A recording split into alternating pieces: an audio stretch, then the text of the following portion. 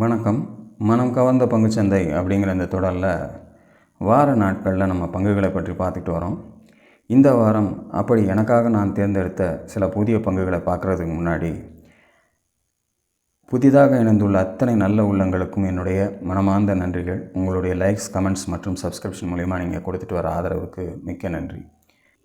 இந்த வாரத்துக்கான புதிய பங்குகளை பார்க்குறதுக்கு முன்னாடி, ஏற்கனவே நம்முடைய சேனலில் சொன்ன சில பங்குகள் அதனுடைய ரெசிஸ்டன்ஸை நெருங்கி சென்றிருக்கக்கூடிய காரணத்தினால அதை ஒரு சின்ன அலர்ட்டாக சில பங்குகளை உங்களோட பகிர்ந்துட்டு, அதன் பிறகு என்னுடைய இந்த வாரத்துக்கான தேர்வுகள் என்னன்றதை பின்னாடி பார்க்கலாம். அதில் முதலாவதாக இந்துஸ்தான் காப்பர் 382 ரூபாயில் முடிச்சிருக்காங்க.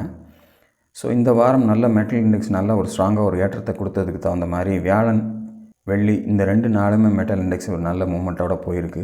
ஸோ அந்த வகையில் பார்க்க போகும்போது இது நம்ம கொடுத்த 3வது ரெசிஸ்டன்ஸ் லெவலை நெருங்கியே போயிருக்காங்க. 384 ரூபா 70 காசு வரைக்கும் உச்சம் போயிருக்கு இந்த வாரத்தினுடைய உச்சம். ஸோ 386 தான் அடுத்த ரெசிஸ்டன்ஸாக கொடுத்துருக்கோம். ஸோ அதை உடைக்கக்கூடிய சந்தர்ப்பம் கிடச்சி மேலே போச்சுன்னா புதிய இடங்களுக்கு போகிறதுக்கான வாய்ப்புகளாக மாறலாம். அப்படி இல்லை அப்படின்னா நம்ம கொஞ்சம் கவனத்தோடு நம்மளுடைய ப்ராஃபிட் புக் பண்ணிக்கிறது ரொம்ப முக்கியம் வரக்கூடிய வாரத்தில் அப்படிங்கிறது. ஏன்னா இந்த வாரத்தில் அந்த லெவலை தாண்டி ஒரு 5-6 ரூபா மேலே வச்சுருந்தா கூட நமக்கு பரவாயில்ல. ஆனால் அந்த மாதிரியான எந்த ஒரு மூமெண்ட்டும் கொடுக்காம கீழேயே முடிச்சிருக்காங்க. அப்படிங்கும்போது நம்ம கொஞ்சம் கவனத்தோடு பார்த்துக்கணும். ஒரு வாரம் தள்ளி கூட மேலே ஏற்றலாம், அது வேறு விஷயம். பட் ஆனாலும் அப்படி நிறுத்தும் போது நம்ம கவனத்தோடு நம்ம அதில் இருக்கிறது ரொம்ப முக்கியம். அப்படிங்கிறதுக்காக தான் இந்த பர்டிகுலர் ஸ்டாக்கை முதல்ல எடுத்து காமிச்சிருக்கேன். இன்னொரு ஸ்டாக்கை பார்க்கலாம். இந்துஸ்தான் ஜிங்க் 561 ரூபாயில் க்ளோசிங். 551 நம்ம கொடுத்துருந்த லெவல், அதை தாண்டி முடிச்சிருக்காங்க. 567 அப்படிங்கிறது தான் அதனுடைய உச்சம், இந்த வாரத்தினுடைய உச்சம். அதை கடந்து அடுத்து வரக்கூடிய வாரங்கள் செல்லும்போது 600, 650 அப்படிங்கிறதெல்லாம் அடுத்தடுத்த வாய்ப்புகளாக இந்துஸ்தான் ஜிங்கில் கிடைக்கிறதுக்கான வாய்ப்புகள் இருக்கும். ஸோ கீழே 551ங்கிறது இப்போது நமக்கு ஒரு முக்கியமான சப்போர்ட் ஏரியாவாக கன்வெர்ட் ஆகிருக்கு. ஸோ அதற்கு கீழே மறுபடியும் வராத அளவுக்கு இருக்கும்போது நமக்கு மேலே இந்த 600, 650 நமக்கு வாய்ப்புகளாக இருக்கும் அப்படிங்கிறத மனதில் வச்சுங்க. ஸோ இது ஒரு அலர்ட்டாக தான் நம்ம கொடுத்துருக்கிறது. ஒருவேளை எனக்கு இந்த இடத்துலையே நல்ல ப்ராஃபிட் இருக்குது அப்படின்னா நீங்கள் உங்களுடைய ப்ராஃபிட் புக் பண்ணிக்கிறதுக்கும் உங்களுக்கு ஒரு வசதியாக இருக்கும். அதே சமயத்தில் அடுத்து போகும்போது எங்கெங்கே போகும் அப்படிங்கிறதையும் வாய்ப்புகளாக பார்த்துக்கிறதுக்கு வசதியாக இருக்கும். அப்படிங்கிறதுக்காக தான் நான் இதை எடுத்து போட்டிருக்கேன். ஸோ இது மாதிரி இந்த வாரம் நிறைய ஸ்டாக்குகள் நமக்கு மாறி இருக்குது. இன்னொரு ஸ்டாக்கும் பாருங்கள். அடுத்து ஃபெடரல் பேங்க்கு 261 முடிச்சிருக்காங்க. ஆல்மோஸ்ட் நம்ம கொடுத்துருக்க 3வது லெவலும் 261 தான். இது 2 வாரங்களாக அந்த இடத்துல தேங்கி இருந்துகிட்ருக்கு. இந்த மாதிரி நிற்கும்போது கொஞ்சம் கவனத்தோடு இருக்கணும். அப்படிங்கிறதுக்காக தான் இது ஒரு சாம்பிளாக நான் உங்களுக்கு எடுத்து கொடுத்துருக்கேன். ஸோ கவனத்தோடு இருந்து உங்களுடைய பொசிஷன்ஸை கவனத்தோடு பார்த்து க்ளோஸ் பண்ணிங்க. நல்ல ப்ராஃபிட் கிடைக்கும்போது நம்ம அதை மிஸ் பண்ணாமல் இருக்கணுங்கிறதுக்காக தான் இந்த அலர்ட்ஸை நம்ம முதல்ல காட்டுறது அப்படிங்கிறதையும் கவனத்தில் கொள்ளுங்கள். அதே மாதிரி ஒரு சப்ஸ்கிரைபர் ஒரு 2 ஸ்கிரிப்ட்ஸை கேட்டிருந்தார். அதை நான் இந்த வார வீடியோவில் சொல்கிறேன்னு சொல்லியிருந்தேன். ஸோ அதற்கான 2 ஸ்கிரிப்டையும் டக்குன்னு பார்த்துட்டு அடுத்து நம்ம புதிய பங்குகளை பற்றி போக்கலாம். கிர்லோஸ்கர் ஆயில் இன்ஜினியரிங் 1144 ரூபாயில் க்ளோசிங். ஸோ அவர் என்கிட்ட கேட்டது என்னுடைய அடுத்த லெவல்ஸ் எப்படி இருக்கும் அப்படின்ட்டு. 1104க்கு மேலே கிட்டத்தட்ட 4 வாரங்கள் மேலே அதுக்கு மேலே நிறுத்தி க்ளோஸ் பண்ணியிருக்காங்க. ஸோ அதுக்கு அடுத்த சப்போர்ட் ஒரு வேளை கீழே வரும்போது நமக்கு 997, 890 முக்கியமானதாக இருக்கும்.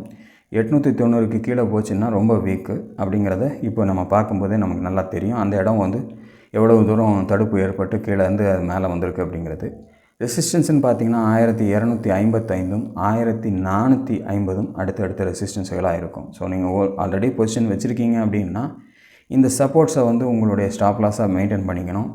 மேலே போகும்போது 1255, 1450 அந்த ரெசிஸ்டன்ஸ் ஏரியாஸ் வரும்போது உங்களுக்கான ப்ராஃபிட் புக்கிங் எந்த இடத்துல பண்ணும்போது ஒருவேளை 1250 தாண்டக்கூடிய சந்தர்ப்பம் கிடச்சா 1450க்கு வாய்ப்புகளை காத்திருக்கலாம். இல்லை அந்த இடத்துல 1255 தடுத்துக்கிட்டு இருந்துச்சுன்னா அந்த இடத்துல உங்களுக்கு ப்ராஃபிட் புக்கிங்கை கொடுத்துட்டு வெளியிலையும் வந்துடலாம். அப்படிங்கிறதையும் கவனத்தில் கொடுங்க. நமக்கு அடுத்தடுத்த லெவல்ஸ் போய்கிட்டு தான் இருக்கும், இல்லாமல் இருக்காது. நல்ல ஸ்டாக்குகளாக இருந்து நல்ல வருமானத்தை ஈட்டு கொண்டு கொடுக்கக்கூடிய கம்பெனிகளாக இருந்தால் இதுக்கும் மேலே கூட அடுத்த லெவலில் 1695 வரைக்கும் கூட போகிறதுக்கான வாய்ப்புகள் இருக்கும். நீங்கள் இதை ஒரு ஸ்க்ரீன்ஷாட்டாக கூட எடுத்து வச்சுக்கோங்க, பிரச்சனை கிடையாது உங்களுக்கு. பட் அந்த சப்போர்ட் லெவல்ஸுக்கு வரும்போது கவனத்தோடு இருக்கணும். அதே மாதிரி ரெசிஸ்டன்ஸ் லெவலுக்கு போகும்போதும் கவனத்தோடு இருந்து நம்ம ப்ராஃபிட் புக்கிங்க அட்லீஸ்ட் ஒவ்வொரு இடம் தாண்டி போகலை அப்படின்னா நம்ம ஒரு 50% ப்ராஃபிட் புக்கிங்காவது பண்ணிக்கணும். அப்படிங்கிறதான் நான் எப்போவுமே சொல்கிறது. இன்னொரு ஸ்டாக்கும் கேட்டிருக்காரு, அதையும் பார்த்துடலாம். அடுத்தது அவர் கேட்டது லாரஸ் லேபு. இது ரொம்ப நாளாக நான் பார்க்காம இருக்கேன்.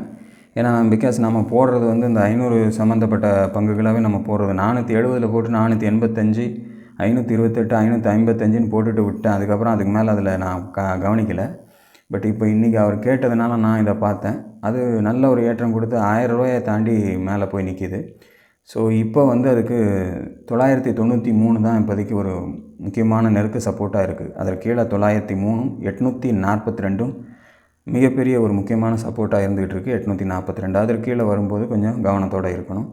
ஒருவேளை இந்த 993 நல்லா ஸ்ட்ராங்காக பிடிச்சிக்கிட்டு மறுபடியும் இதையும் தாண்டி ஒரு 1040 தாண்டி மேலே போச்சு அப்படின்னா 1140 அடுத்த ரெசிஸ்டன்ஸாக வரும். அதையும் தாண்டி ஒரு ஸ்ட்ராங் க்ளோசிங் கொடுத்தாங்கன்னா 1430 அப்படிங்கிறது அடுத்த லெவலாக வர்றதுக்கான வாய்ப்புகள் இந்த பர்டிகுலர் ஸ்டாக்கில் இருக்கும் அப்படிங்கிறத கவனத்தில் கொண்டுங்க. ரொம்ப கவனமாகவே நம்ம பெரிய லெவலில் இருக்க ஸ்டாக்ஸில் கவனமாகவே இருக்கணும். ஏன்னா எந்த லெவலுக்கு அது ஹை வேல்யூவில் நமக்கு இருக்கோ அதே மாதிரி வாலட்டாலிட்டியும் இருக்கும். இப்போ நான் சொன்ன மாதிரி இந்த 93க்கு கீழே கிட்டத்தட்ட ஒரு 50 ரூபா கீழே வந்துட்டு கூட வீக்லி க்ளோசிங்கில் நம்மளை ஏமாற்றிட்டு மறுபடியும் மேலே போகலாம். அந்த 993 பாருங்கள், ஒரு 5 வாரமாக அந்த இடத்துல எப்படி ஏற்ற இறக்கமாகவே இருந்துக்கிட்டு இருக்கு பாருங்கள். ஸோ நம்மளை ரொம்ப குழப்புவாங்க.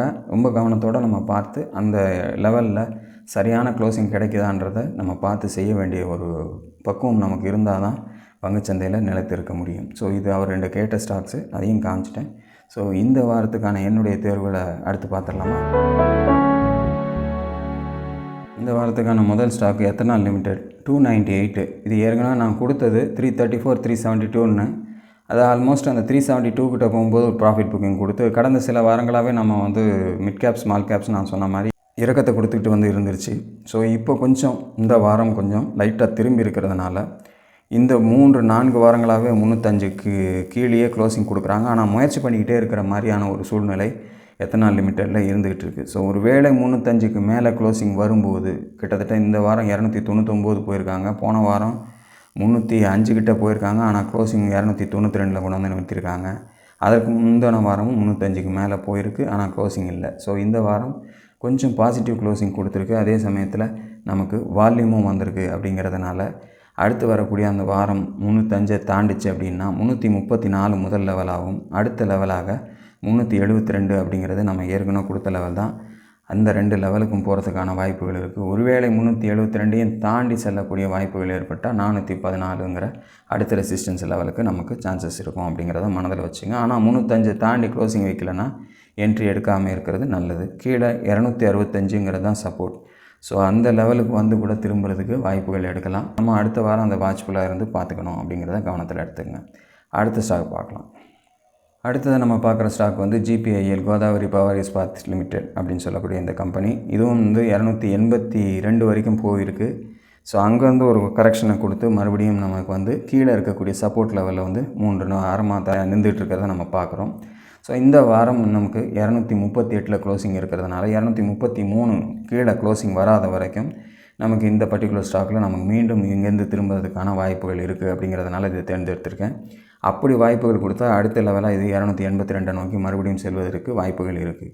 அதையும் தாண்டி ஒரு ஸ்ட்ராங் க்ளோசிங் கொடுத்தாங்கன்னா 318 அப்படிங்கிற அடுத்த லெவலுக்கு போகிறதுக்கான வாய்ப்புகள் இருக்குது.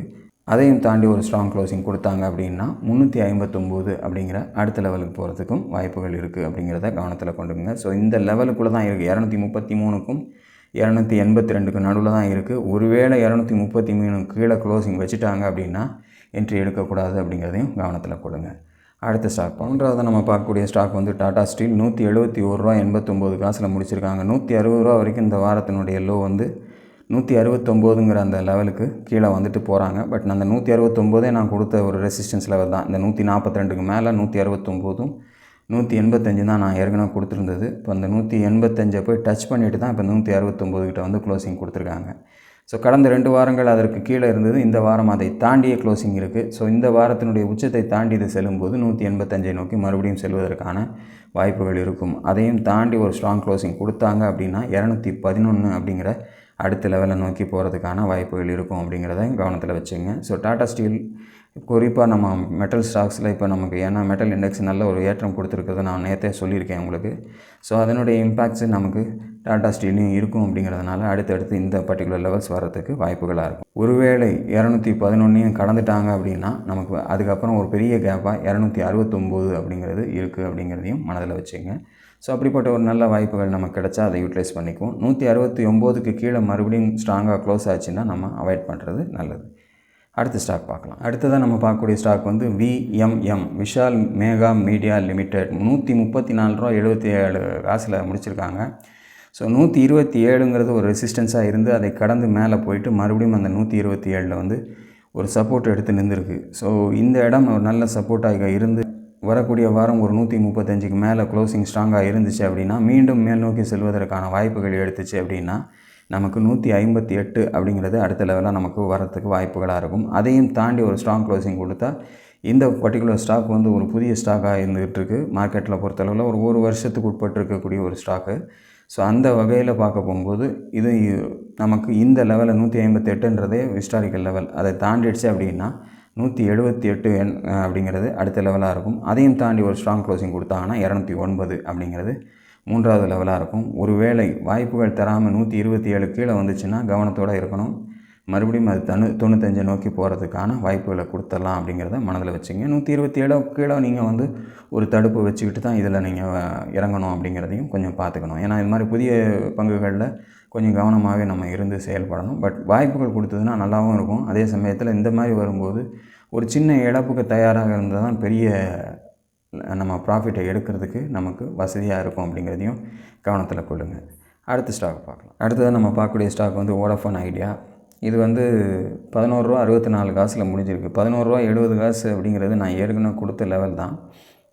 ₹8.35 நான் போட்டிருந்த லெவல்ஸ் தான். அதை தாண்டும் போது இந்த 11.70ன்றதை நான் முதல்ல கொடுத்துருந்தேன். இப்போ ஆல்மோஸ்ட் அதை நெருங்கி வந்திருக்கு. ஸோ ஃப்ரெஷ்ஷாக என்ட்ரு ஆகிறவங்களுக்கு இது வந்து கொஞ்சம் நம்ம அடுத்தடுத்த லெவல்ஸை கொடுக்கலாம். இல்லை ஏற்கனவே என்ட்ரு ஆனவங்களுக்கு அடுத்தடுத்த லெவல்ஸை பார்க்குறதுக்கு சௌரியமாக இருக்குமே அப்படிங்கிறதுக்காக நான் இதை கொடுக்குறேன். இதை பொறுத்தளவில் நான் ஒரு தாரக மந்திரமாக எப்போவுமே நான் சொல்கிறது, உங்களுடைய லாபத்தில் ஒரு 10% மட்டும் இந்த மாதிரி பென்னி ஸ்டாக்ஸில் ரிஸ்க் எடுத்து பாருங்கள். ஒரு 100 200 வாங்கி ட்ரை பண்ணி பாருங்கள். இன்கேஸ் அது ரெட்டிப்பாகும்போது அதில் 50% கொடுத்துட்டு வெளியில் வந்துட்டு மிச்சத்தை ஒரு லாங் டேர்மாக அப்படியே விட்டுட்டிங்கன்னா யார் கண்டா நாளைக்கு அது 1000 500ன்னு கூட போகலாம். வாய்ப்பு தராமல் கீழே வந்தாலும் பயப்பட வேண்டிய அவசியம் இல்லை. நம்முடைய லாபம் தான் அதில் இருக்குது. அதனால் நம்ம அதை கண்டு பயப்படாமல் கீழே வந்துட்டு மறுபடியும் மேலே போனாலும் நம்ம அதில் ஒரு கவனம் செலுத்த வேண்டிய அவசியம் இல்லாமல் வச்சுருக்க வேண்டிய பங்காக மாறிடும் அப்படிங்கிறது தான் என்னுடைய ஸ்ட்ராட்டஜி.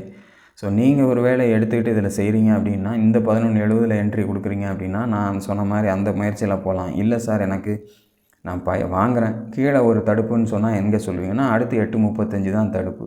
அதற்கு கீழே க்ளோசிங் போய்ட்டால் வீக் ஆகிடும் அப்படிங்கிறதையும் மனதில் வச்சுக்கங்க.